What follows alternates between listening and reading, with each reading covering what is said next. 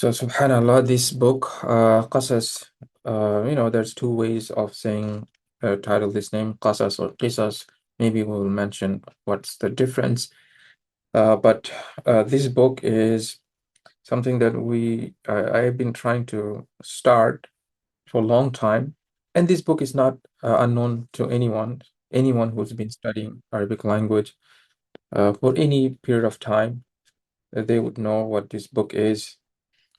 It is one of the best book to start with your reading, reading Arabic language instead of just focusing on grammar and rules. This is a very, very beneficial book indeed. We'll talk about this one. And usually I ask people to focus if you're studying, if you're a little bit slow, you're studying the language from the beginning.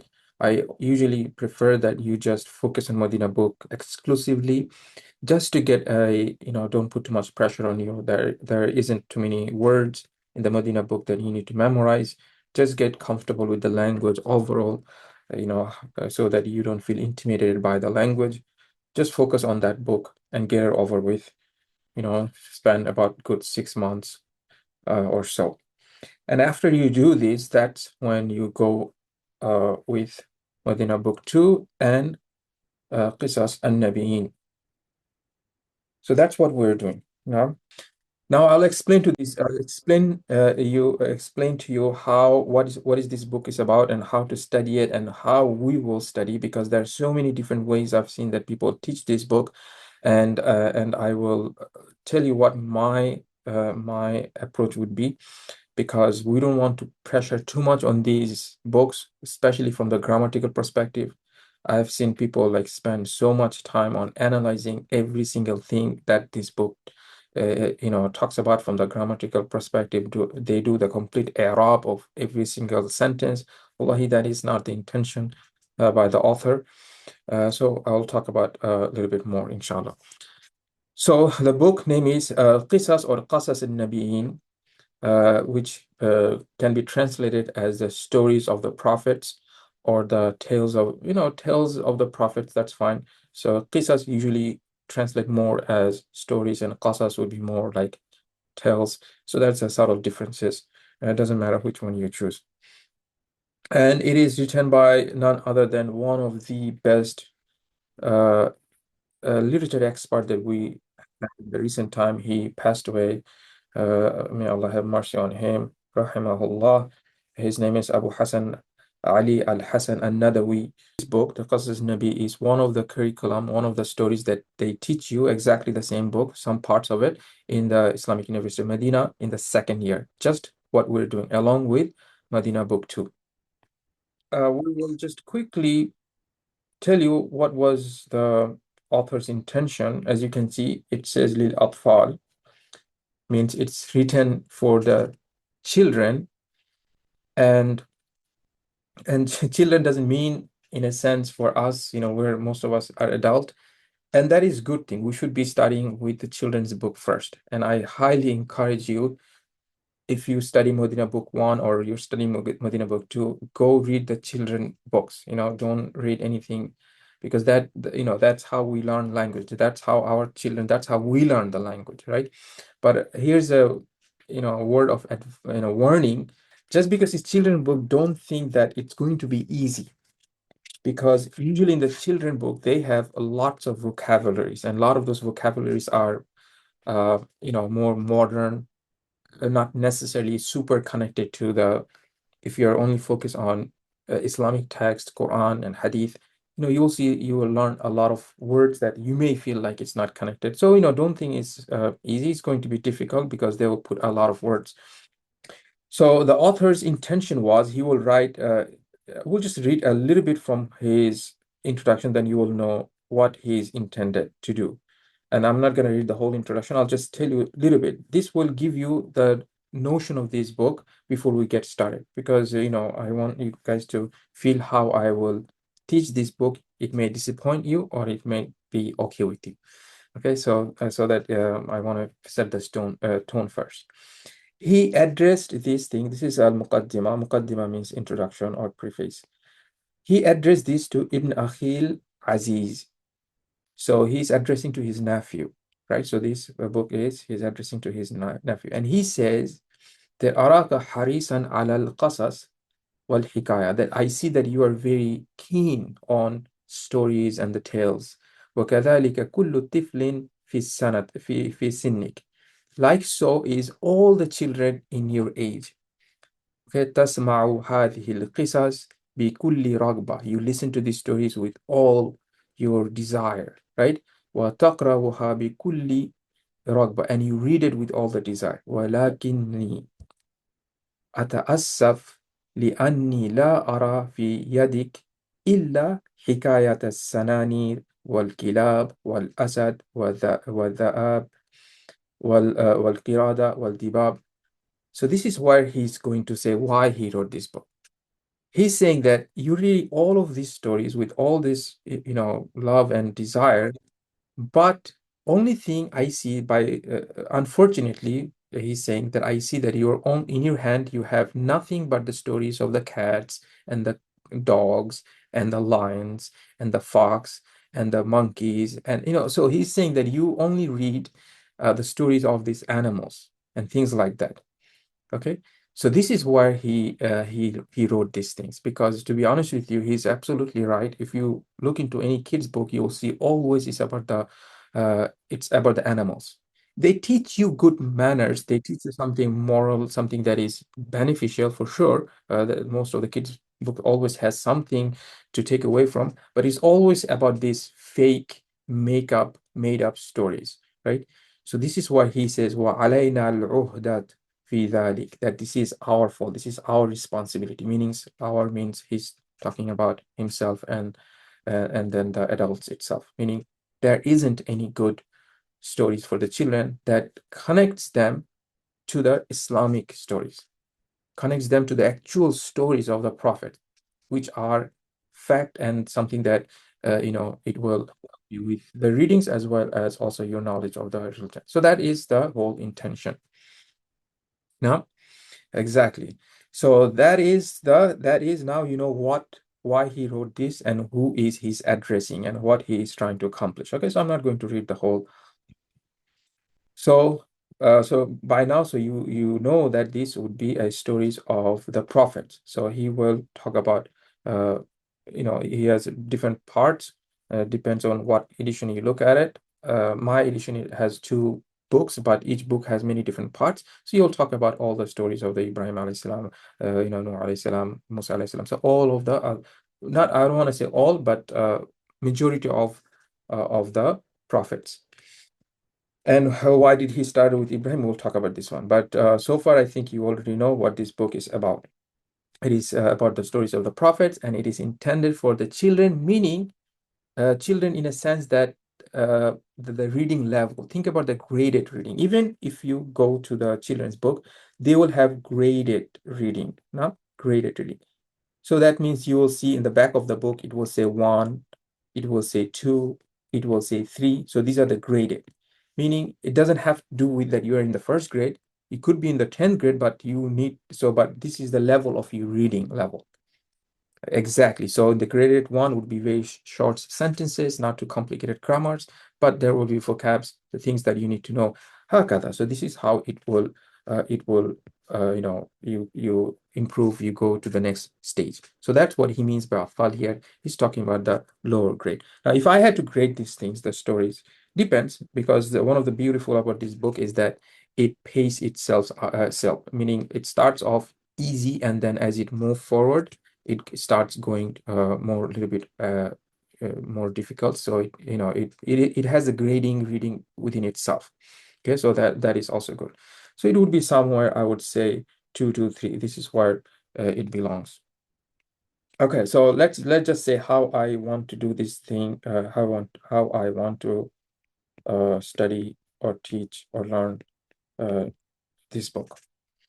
This book is meant for your reading comprehension, not for your grammar, not for anything other than that. Reading comprehension. So the main priority is the reading comprehension. You read, you understand, you have some kind of comprehension. Now, the reading comprehension has of course, obviously, it has a grammar connected to it, because if you don't understand the grammar, Sometimes you may not understand, even though you know all the meanings of the words. But more than that, it has the vocabularies attached to it. So you cannot understand something when you read if your vocabulary is not good. So for example, if you read somewhere, it says breakfast 7 a.m., morning 8. You have these 4 words. You don't know the grammars and everything, but somehow your comprehension is there because you have all these words that you understand. You can make some kind of comprehension that, okay, he's talking about 7 o'clock, eating breakfast 7 o'clock in the morning. So you can make this kind of, so that is the technique that you need to develop. Even meaning, I'm not asking you to know every single word in this text. This is our goal. But even if you don't, what you need to do is that I can open a text in my grade level, like let's say grade 2, and read without intimidation. And I want to make sure that I understand at least 60 to 70% of what's being said. This is your target, not the grammar, not every single thing, because if you want to know every single word, and if you don't know every single word and you get stuck in the same page, then this is also not the intention of this type of reading. These are free readings.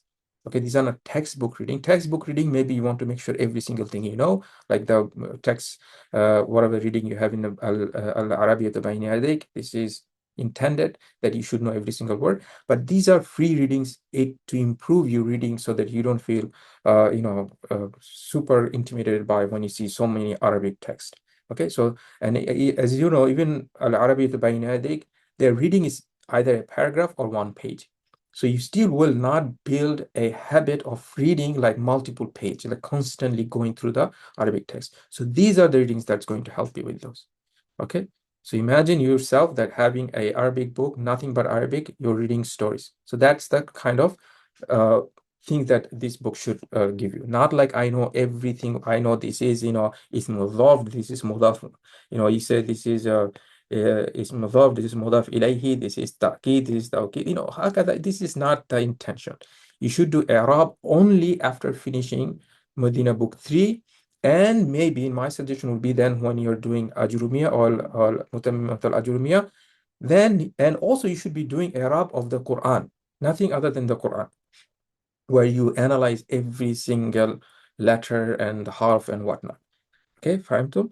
So this is what we will do. We will just read and then give a meanings of the sentence, and we'll pick on some of the words. What do they mean? And you know me, I will talk about grammar. This is something that I can't escape it or skip it, but it's not going to be our focus. I will probably mention a few things, inshallah, that this is the grammar that so that at least it serves as not learning, serves as a reminder, so you can quickly pick up something that you learn in Medina book 1 or Medina book 2. You learn mudaf ilayhi. Okay, I can say this is idafa. You'll be like, okay, now I understand. Okay, and sometimes if we see that the grammar, without the grammar, it's not going to help you, then I will explain. And also, usually in the beginning, there might be a little bit more grammar talk, just because this grammar, for example, as you can see, the kana is coming all over the place. Now, so if I just explain to you kana in one time here, now, then I don't have to explain to the rest. As you can see, the kana is every single sentence starts with kana, right? So, and kana is a grammatical topic, so you need to know. So hakada. So this is something, this is how we will do. We will not spend, if you want to know every single grammatical rule and you want to practice your grammar with this, probably you will be disappointed, because that's not what my intention is. That is not intention of this book as well. Okay, so I think I've said too much. So that should set the stage. You guys have any question? If not, we can get started. Another thing I will also mention, when it comes to reading, there's a different types. When the way we will be reading right now, it is more to make sure we understand all the meanings, but this is not a reading comprehension. Reading comprehension only happens when you read by yourself without a break. For example, if I say qabla ayamin kathira, so we say qabla means before, ayam means days, and kathira is many. This is not reading comprehension, right? This is, you're learning the meaning. Because by the time we talk about this thing, you will forget the context. So that means what I'm trying to say is that even after that, you should be reading this thing by yourself, the whole thing, and you will see how much better you feel and how much it makes sense to you. One more thing I will tell you, which is about the vocabs. The main problem you guys will have is, memorizing the vocabularies. And I know if when I try to explain grammar to younger kids, they lose me, I lose them, they don't understand. But if I give them 20 words to memorize in 1 hour, they're done in 15 minutes. But it's the complete opposite with us. If I explain to grammar rules, you will understand. But if I ask you to memorize 2 words, it will take 20 days. So I get that. So, but it's not, it's a phenomenon that we know, but that is not the solution. This is not an excuse. It's not like, okay, that's fine. No, it is not fine. We still have to figure out, we still have to find a ways to memorize the words. Otherwise, just knowing the grammar, not knowing what it means is a problem. So usually what people will suggest is that when you have a reading book, you read that same story multiple times. So let's say you have a story for 3 pages or 4 pages, you read it, whatever words you don't know, you look up and you try to memorize, and then you go back again and read that same text again. Because the next time when you read, you see the same word, you probably will remember. And then every time you try to, find the meaning in your mind, this is how you memorize. If you don't, you look up one more time. So if you do this 3 times or 4 times or 5 times or whatever times, more is better, but at least 3 times. That's how, without trying to memorize, you end up memorizing a lot of words and your reading fluency becomes much, much better. But this book, you can get away without doing that. Why? Because the author, Musannif rahimahullah, he repeats the sentence structure so many times. He repeats the words so many times that it removes that, for you to read those things multiple times. Okay, so this is design. This is by design. You will see that same verb coming like so many times. So let's say one time you saw this verb, okay, yabi'u. For some reason you don't know what yabi'u means. You learned it. Okay, so now you should try to memorize it in your mind, but you will see this word will come multiple times as you continue to read. Okay, so I don't say that for this type of reading, it is required you to go multiple times, but at least you have to read one time for the reading comprehension after going through this class, because this class is not reading comprehension. This is what we just explained, the meanings and a little bit of grammar. I hope that you understand. Otherwise, just coming here as an entertainment, wallahi, I like to see all of you. I like teaching Arabic language, but we will not go super far. So let's start. Bismillah. So first he starts with the title. It says man kasara. So man kasara al asnam. First of all, this word, what is asnam? Anybody knows? Asnam? It is a plural for what? Sanam. Yes, idols. Very good. So the sanam is idol and asnam is the plural. And this word will come multiple times. You will memorize it without even knowing. Kasara, if you did Medina book, you have maksur. So kasara means to break. Kasara yaksuru. I may also give you uh, yaksuru. I may also give you past and present. It depends. Let's see how it goes. Okay, let's see how it goes. So focus on make sure you focus on the verbs. When you learn a verb, make sure you know the past and present. Ideally, you should also learn the command verb and the masdar and all other things. But at least if you know the past and present, you will be in very good shape, inshallah. And this level 2, I don't expect you to memorize the whole chart with the command verbs and the masdar, ism fa'il. No, that's too much for this here. But at least if you know the past and present, it will be very useful. Now, so kasar yaksuru, it means to break. Yes. So now the question is man kasar al asnam, who broke the idols. Very good. And so this is the bigger title. And then we have ba'i'ul asnam. What is ba'i'? It comes. What is the ba'i'? Anybody knows? So seller, very good. So it comes from the verb. Inshallah, we will see that verb. That's why I'm writing it down. We will see the verb very soon. Ba'a yabi'u. Yabi'u. Ba'a yabi'u means to sell. And I always tell you this thing that it always confuses me because ba sounds like buy. So I always get confused. Ba means to buy. No, it means to sell, the other way around. Now, So ba'a, it means to sell. It is similar to kataba yaktubu katib, similar form. So ba'a means seller of the, this is mudaf ilayhi, seller of the what? Of the idols. So then the story starts saying قبل أيام كثيرة جدا. So أيام, it is the plural for yom. نعم. I'll just write yom. So قبل means before. Now, if you translate word for word, this is the beauty of the literature and the expressions. You will see if you translate word for word, it's gonna sound super weird. If you say qabla ayyamin, before days, kathira, before many days, then he says kathiratin jiddan, many days, very many days. It gets super complicated. But can someone translate what is the best way you can translate what he's trying to say? We say this type of phrase when we talk, when we tell stories. Long time ago, exactly. Long time ago. Okay. Yeah. So you can say long time ago. That's how we usually start very old tales. Yeah. So that's the expression. But if you go to like grammar, there's so many things we can say. Every single thing he wrote here has grammatical notions.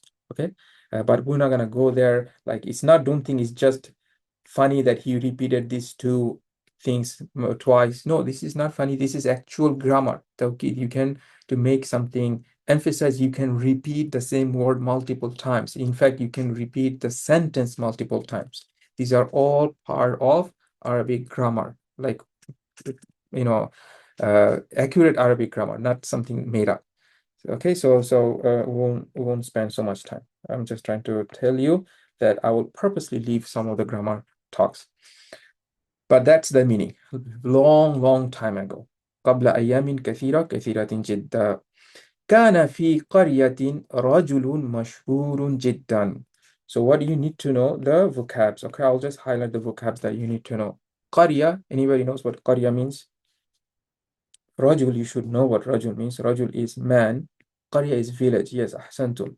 Village. And مشهور, what is مشهور? Famous. Very good. أحسنتم. So famous. So now we know what we have, all the words that we need to, all the words that this sentence has. But somebody, maybe I will explain the kana here a little bit, because as I mentioned to you, kana will come multiple times. Let's start without the kana first.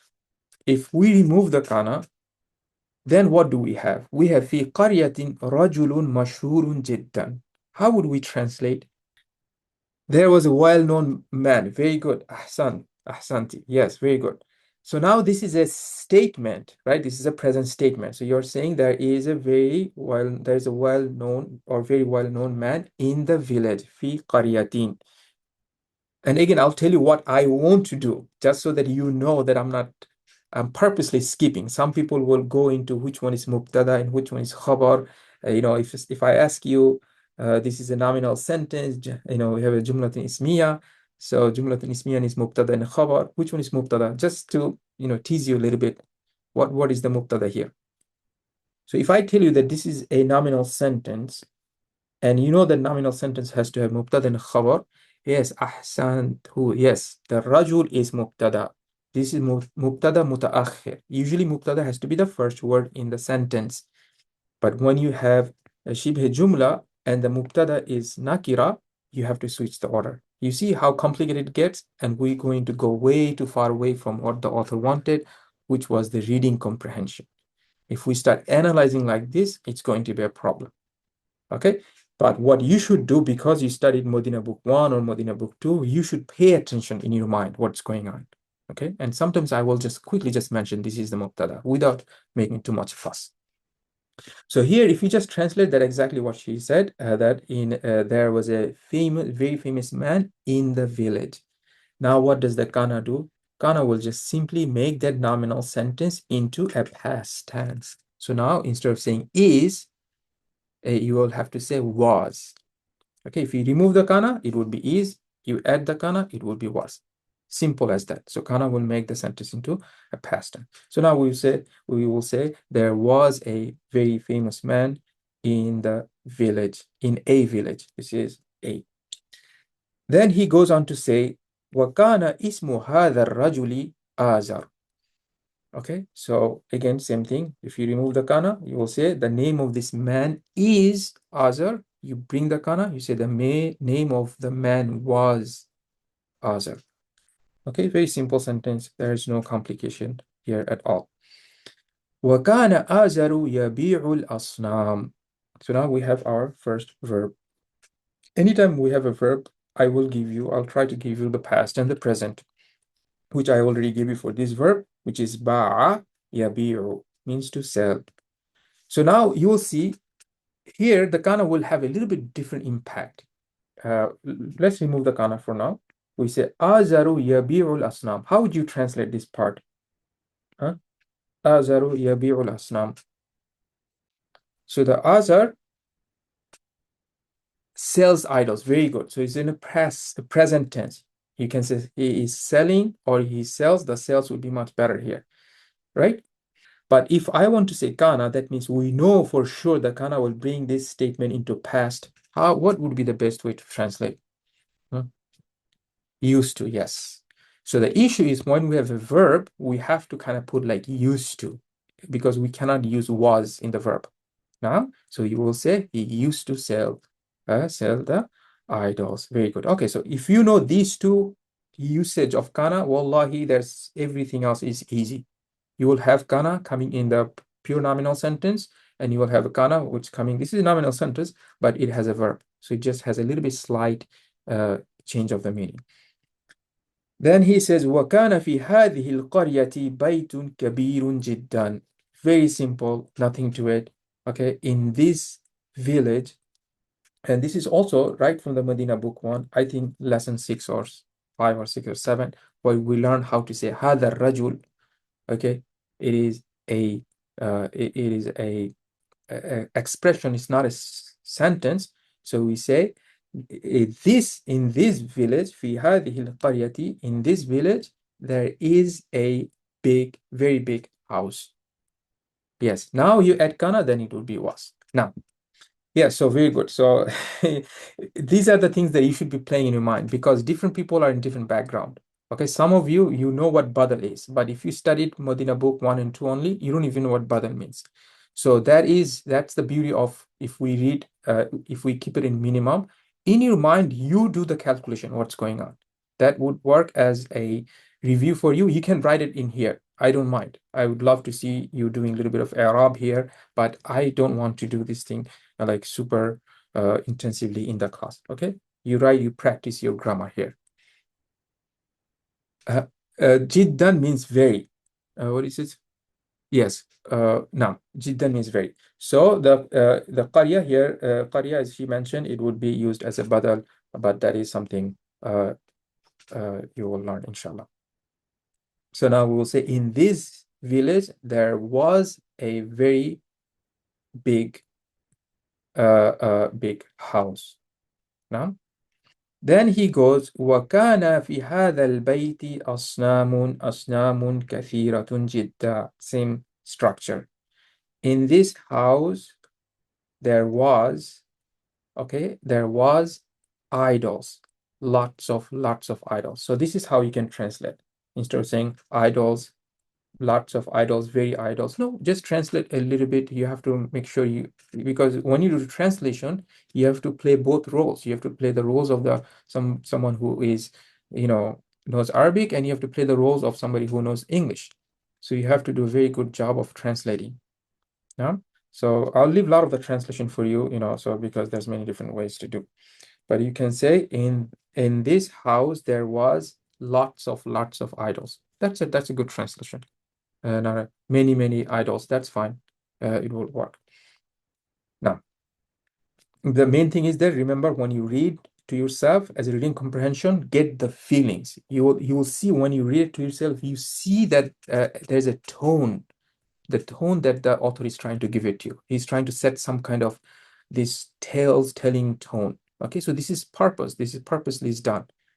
So this type of things you also have to pick up, and you only pick up when you read as a reading comprehension by yourself. Then he says, وَكَانَ النَّاسُ يَسْجُدُونَ لِهَذِهِ الْأَصْنَامِ. So now we have another verb, sajada yasjudu. Now, sajada yasjudu. One of the reasons why you have to learn the past and present is because of these middle letters. Wallahi, this middle letter is the main reason, especially for the three-letter verbs. The four-letter verbs, five-letter verbs, or any other forms of the verbs, they follow a very fixed pattern. Okay, unless there are some weak letters, but other than that, if you know the past tense, you know what the present tense is without memorizing. If you know the present tense, you know what the past tense is. Okay, because they are very fixed with their structure. But the three-letter verbs, it's not the case. That's why you have to memorize, because you will see this haraka, the middle haraka will keep on changing. And you will not know.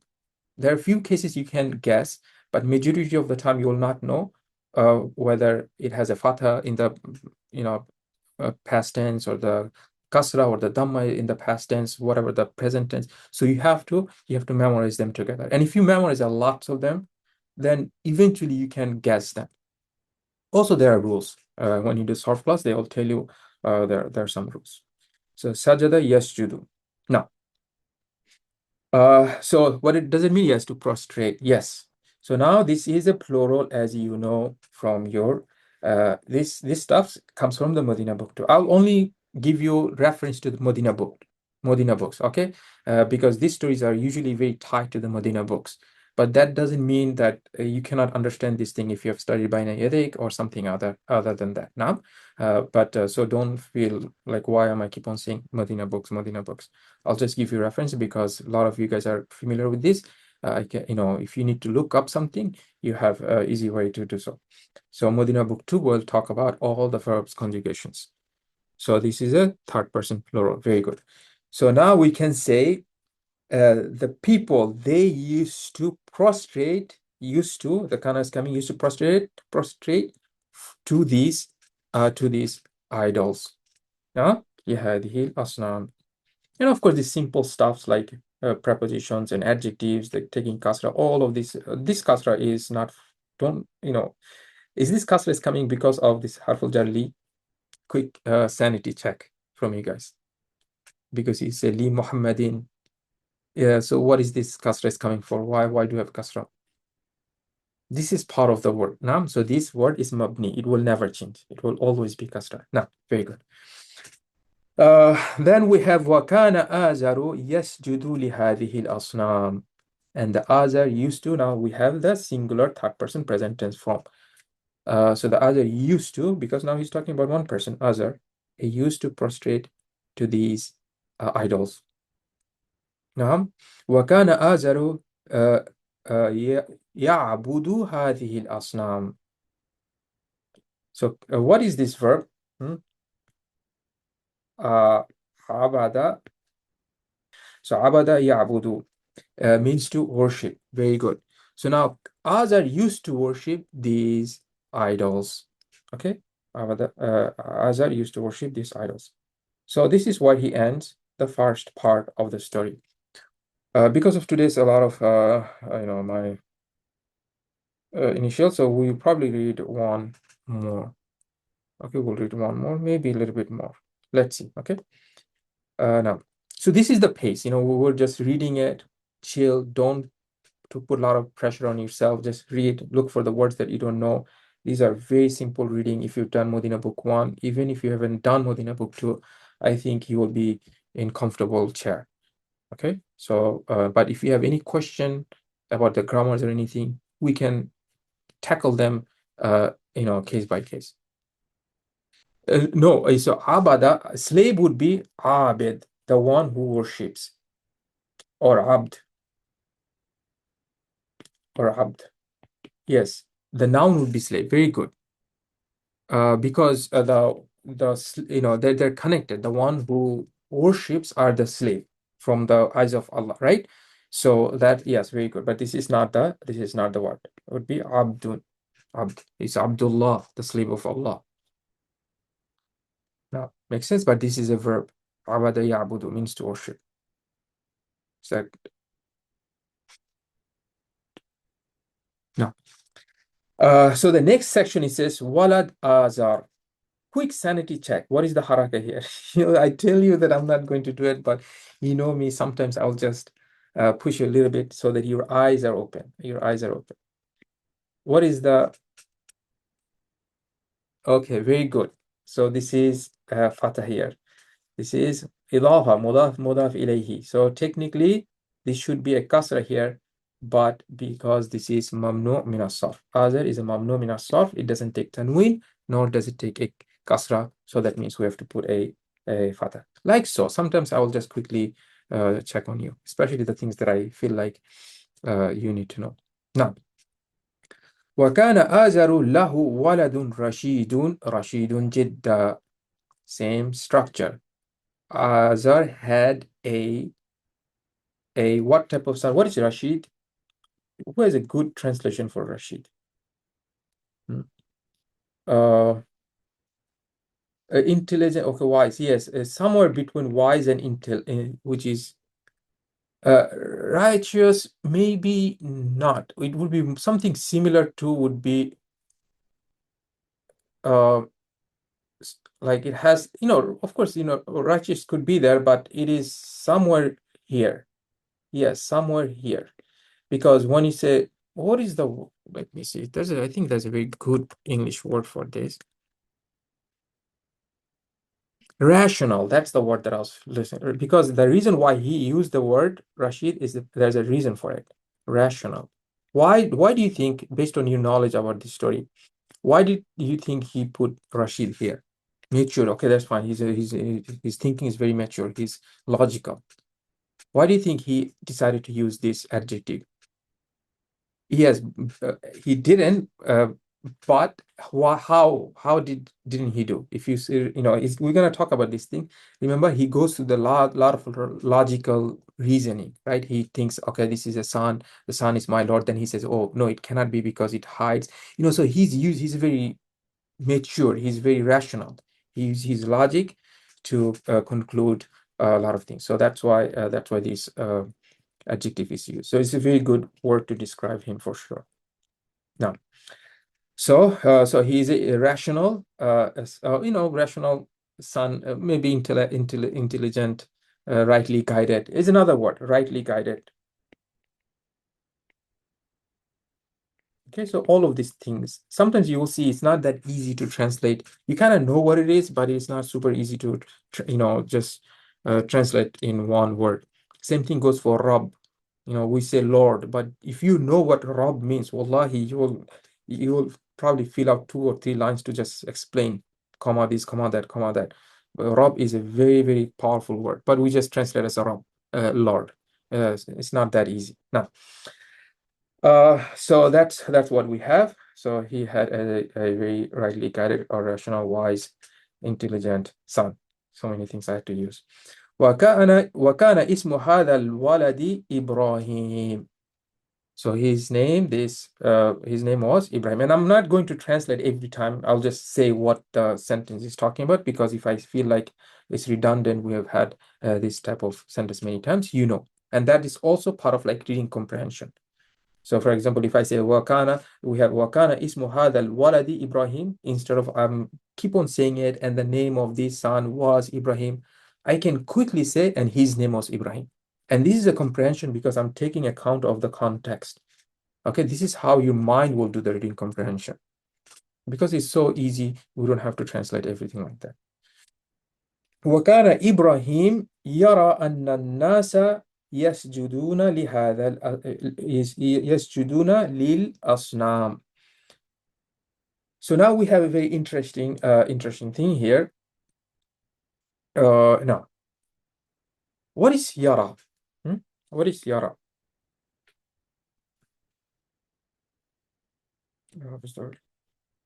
To see, yes. Ra'a, yara, it is a very powerful word, and it has many different meanings. Especially this word can come as metaphoric as well. Not necessarily you're seeing with your eyes, you're seeing something with your mind, you're calculating something, you're doing some kind of In an analogy, yes, opinion, that's exactly. So ra'i, when you say ra'i, this is opinion. Ma ra'yuk, what is your opinion? Right? So this is, but here it's coming as seeing, just it could be a literal seeing. So Ibrahim used to see that, used to see the people, yes, judunali asnam, that he used to see that the people are prostrating the idols. Huh? Makes sense? So everything is easy. Just keep eye on the word ra'i. And wallahi, this is one of the hardest word to do, what do you call, conjugations. This is one of the hardest word to do conjugations, because why? Because it has huruf al-illa. It has huruf al-illa. Now, then he says, وَيَرَى النَّاسَ يَعْبُدُونَ الْأَصْنَامِ, and he saw that people are worshipping the idols. وَكَانَ إِبْرَاهِيمُ يَعْرِفُ أَنَّ الْأَصْنَامَ حِجَارَةٌ. So Ibrahim, what is عَرَفَ يَعْرِفُ? What is يَعْرِفُ means? No, yes. It to know. And what is anna means?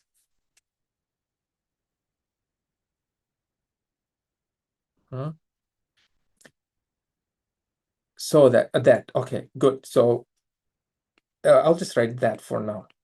This is also another grammatical word. Okay, it has a meaning. I can say that, so that, not that as ismu ishara, like this and that. That means like I think that, that type of that. But this is also a word of grammar, and you guys probably know, if you're, if you guys are studying with me Medina book 2, the first chapter, he talks about inna wa akhawatuha. Very good. So this is one of the sister of inna. Okay, so as you know, I'll just do a quick rundown on this one. That inna, after inna, that is the mubtada, and this one I'll just quickly give you guys a review. There's no way you're learning this thing in one shot. It should be served as a review. So inna and akhawatuha, this type of words, inna, anna, ka'anna, lakinna, layta, la'alla, they usually come a nominal sentence, a complete nominal sentence. So what is the complete nominal sentence we have? We have al-asnamu hijara. What is hijara? Quick translation of hijara. A stone, yes. Very good. So that this is a statement. You're saying that the idols are stone. Now, when you bring inna or anna, then this one, the mubtada, this first one will take a fatha. So otherwise, if you remove it, it would be al-asnamu. It should al-asnamu hijara. But when inna comes, you say inna al-asnama hijara. Okay, that's all I'm going to say. I don't want to go too much in details. Okay, so just if you're wondering why we have a fatha here, it is the inna is the one that is impacting here. Okay, so these are the things I probably would want you to pay attention more. Okay, because these are the part of, this one is part of Medina book 2, the first lesson of Medina book 2. Although he doesn't introduce anna, he starts with inna, but I'm telling you, anna is, as sister pointed out, is sister of inna. So now how do we translate? We say that Ibrahim used to know, right? Ibrahim used to know that what? That the idols are stone. Makes sense? So then the next he says, what did he say? وَكَانَ يَعْرِفُ أَنَّ الْأَصْنَامَ لَا تَتَكَلَّمُ وَلَا تَسْمَعُ. Your verbs. So we have what? تَتَكَلَّمُ. What is the past tense? Is it a past tense or present tense? This one, تَتَكَلَّمُ. Present tense. What is its past tense? Past tense is تَكَلَّمَ. No? تَكَلَّمَ. But this one sometimes could be a little bit tricky, especially if you don't have the haraka. Because what do we know? That the past present tense verb starts with anaitu, one of the four letters, right? Hamza, ta, or what? Hamza, ta, noon, or ya. So when you see that it's starting with ta, you may feel like, okay, maybe this is a present tense. And it could also be present tense, because if this verb is a little bit tricky, because sometimes, as you can see, if you want to make it into present tense, you add two ta, you have tatakallamu. So this ta is repeating. Tatakallamu, right? Sometimes the Arabs, they do, you can remove the ta, you can say takallam. Okay, so takallamu. So it will still work. Sometimes it's this type of words is also in the Quran where the ta is being dropped. So keep your eye on this one, okay?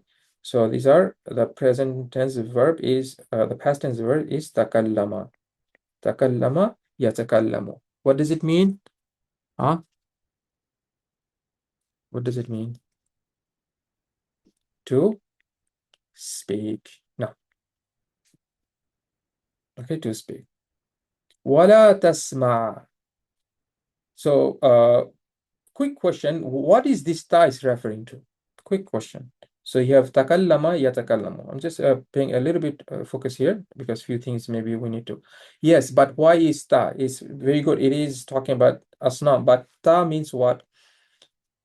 Ta could be for what are the pronouns? Yes, ta could be for she, and also ta could be for you. But where is the she and where's the you? Who's she here? I don't see any she. Very good, Hasan. Hasan, exactly. So these are the things I have to bring it to your attention.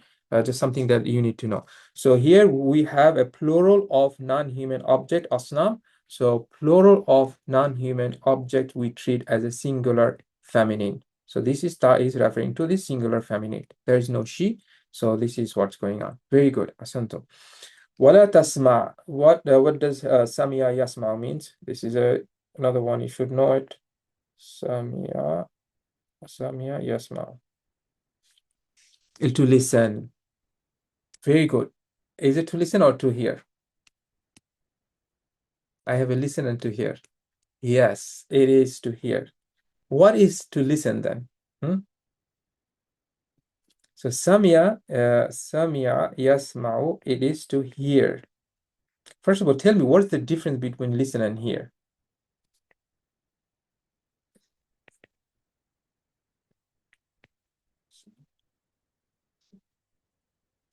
What is the difference?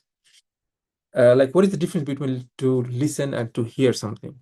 And why is it important? Hear. There's a reason he didn't mention. What was it? What happened to my... Yeah, so the listen is that you are the one who's doing it. Like that means you want to listen, you are paying attention, meaning you want to hear. If you want to hear, that is called, and the things that you're hearing, you want to hear, that is the listening. That means you are paying attention. And here is that you don't want to hear, you don't care, it's just the noise is there, the sound is there, it is just coming through your ears. It's subtle, but it's important difference, because here he's saying is that if he says istama, then it would be like that the idols, they can hear something, but they're not listening. They don't want to listen. But what he's trying to say is that nothing goes through them. Like they don't even hear anything. Don't know sound. The sound has no impact on them. Sometimes you will see there's a loud music playing around, right? You don't want to listen to loud music. So you're hearing them. You're not listening to it.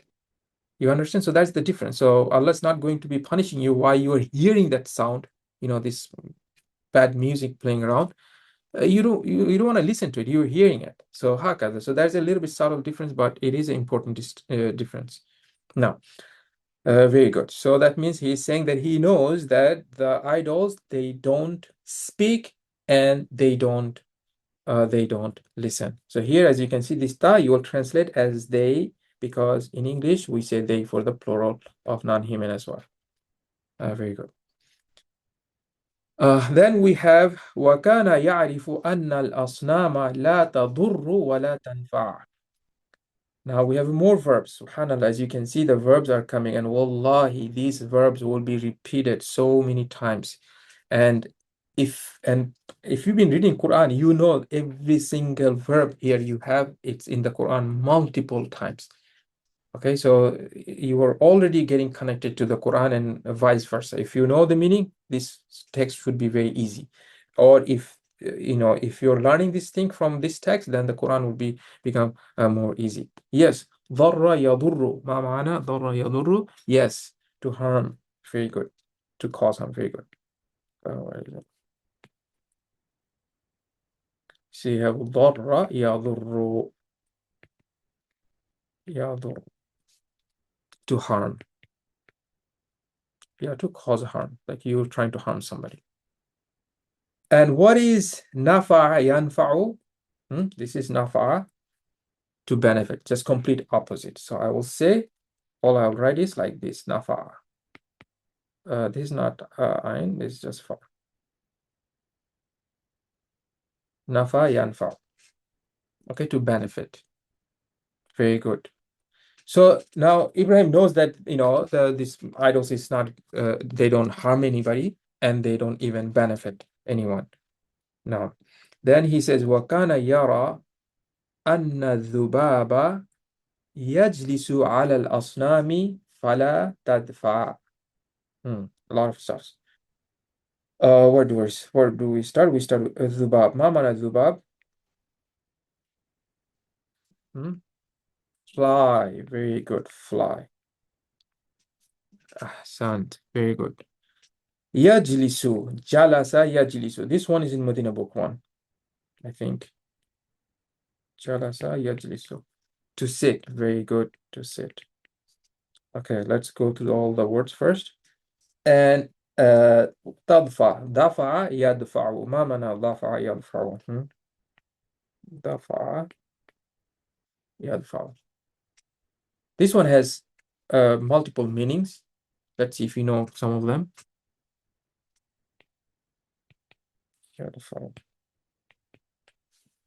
So dafa has multiple meanings. One of the meaning would be, yes, one of the meaning would be what? To pay. Very good. One of the meaning would be to pay. Okay. Another meaning would be to push. To repel. Okay, push and repel. Very good. So both of them will be, let me remove some of this. Both of them will be, both of them will make sense. To repel. Repel. What is SWAT? And now you have to teach me English. So pay or push. Okay, very good. So as you can see, this same word has completely kind of different types of meaning. But which one do you think is going to be here? It's going to be to push or to repel. Right? I like the word repel here because that's the meaning. Makes more sense here. So what is he saying? That he sees Zubab, the fly, sits on the idols, but the idols, they don't repel. فهمتم? Make sense, guys? Now these words, they will come multiple times. So if you find that they are a little bit you're getting overwhelmed, don't worry, these words will come multiple times, and you will see that author, he will be reusing these words, like I think through the entire story of Ibrahim alayhi salam. So inshallah you will see you'll have more chance to go through them. And then he says, وَكَانَ يَرَى الْفَأْرَ. كَانَ يَرَى الْفَأْرَ يَأْكُلُ طَعَامَ الْأَصْنَامِ فَلَا تَمْنَعْ. More words. فَأْر. What is فَأْر? Mouse, yes. Is there any difference between mouse and rat? Maybe there is. I don't even know the difference between mouse and rat in English. Maybe one is small, one is big. يأكل طعام الأصنام فلا تمنع. So what is this verb? منع يمنع. منع يمنع. يمنع. Important word to know. Prevent. Very good. Prevent. So منع يمنع, it means to prevent. Very good. Important word, and it comes in many different forms. Inshallah, you'll see. And that's the word that we say mamnu min as-sarf, which is the preventing to have a tanween. For what we're doing. Okay, I think we will just end here today, inshallah, but next time we will read a little bit more. Now we have وَكَانَ إِبْرَاهِيم يَقُولُ فِي نَفْسِهِ لِمَاذَا يَسْجُدُ النَّاسُ لِلْأَصْنَامِ. A very good expression here. So he says that Ibrahim used to say, what does it mean fi nafsihi? Huh? First of all, what does nafs mean? Again, this is also has a lots of meaning. Yes, to himself. Very good. Yeah, Hasan. To fi nafsi, to himself. Yes, nafs has many different meanings. One of them would be self, nafs, self. Another one would be soul. Yes. And sometimes in a context, because it's self, individual itself. Yes. Very good. These are the two main, I think, primary meanings that you will get from the nafs. But when you say fi nafsihi, to himself, it's a very good expression. So Ibrahim is saying to himself, limada. What does limada mean? Huh? Why? Very good. Why do people worship the idols? Quick question. What is the meaning of an-nas? I just told you, but is it a singular or plural? People, singular or plural? This is another quick grammar note that I will just mention. What is this verb, singular or plural?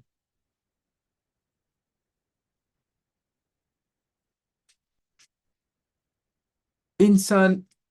Yes, insan is very good. The verb is singular. So how does that work? Don't we have the verb should be matching?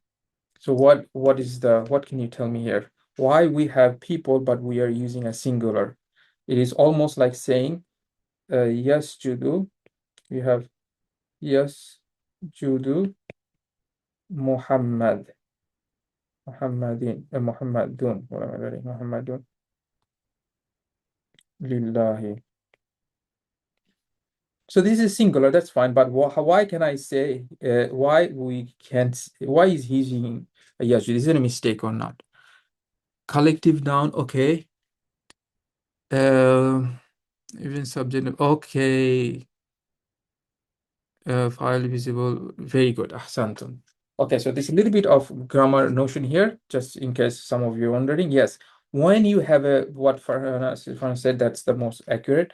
When you have a visible verb, visible file, okay, there's many different ways to understand this one. Number one, what you need to know is that usually verb, when you start with the verb and you have a visible noun, then it will always be singular. Verb will always be singular.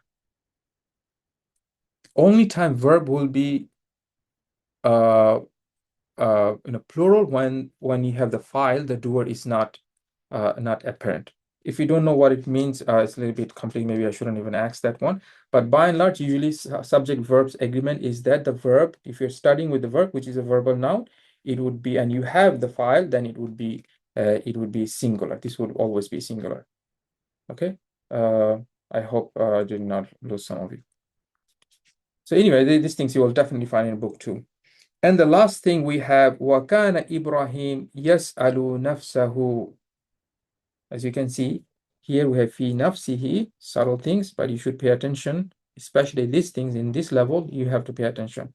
Now we have yas'alu nafsahu, maf'ul bihi. Very good. This is an object. You asked what? This is maf'ul bihi. Maf'ul bihi is mansub. Now, so he asked himself, لماذا يسأل الناس الأصنام? Why do people ask the idols? Okay, why do people ask the idols? As you can see, subhanallah, the pace is very simple, very good, very well written, and as you get the idea, this is written for the children. The words, it's very good. This is one of the texts that you should always start with.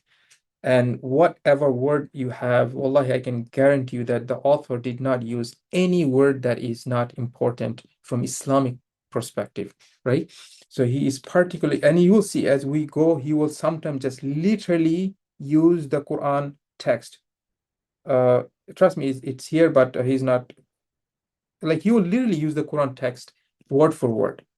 Okay, so you will get a lot of, especially the stories of the Quran, because Quran is complicated. Obviously, this is not an easy text for written for children, but you will always find the Quran when it's talking about stories. Like Quran has a three different main theme. You have the stories of the past, you have the hukum, and so the stories, when Allah is talking about the stories, there usually tend to be a little bit easier for the students to follow through, because it follows the normal Arabic structure most often. So that's why you will see when you study Arabic language, if you read Quran, the most of the things that you're understanding, it would be related to some of the stories.